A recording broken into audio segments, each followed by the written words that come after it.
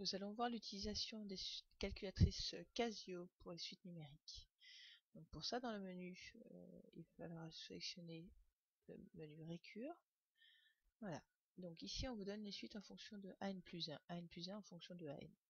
Donc pour la suite dont la définition est ici, il va falloir calculer AN en fonction de N. Donc pour ça, vous allez cliquer sur F3 pour donner le type. Et donc AN est là en cliquant sur F1. Donc AN va être égal à 5. N en cliquant sur F1 au carré plus 3. Entrée. Ensuite, donc une fois que la définition de la suite est écrite, il va falloir aller dans le set ou le range, ça dépend de la calculatrice. En tout cas c'est F5. Pour mettre start, donc 0, et end, donc là je vous conseille de mettre un nombre un peu plus élevé pour pas être coincé. Voilà. Donc ensuite on va donc afficher la table.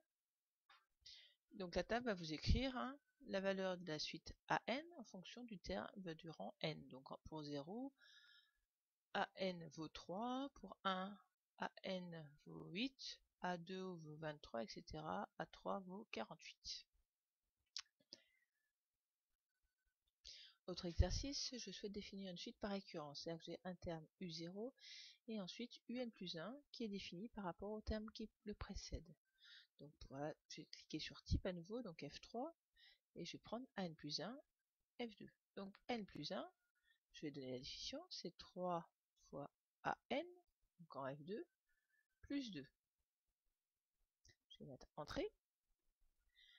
Je vais recliquer sur le set ou le range, donc F5 toujours. Voilà, donc là il est un peu plus imposant puisqu'il y a plus de renseignements à lui donner. Donc start toujours en 0, on commence par U0. On termine toujours par 100, enfin, c'est un exemple. Et je vais définir A0 qui est U0 qui vaut 5.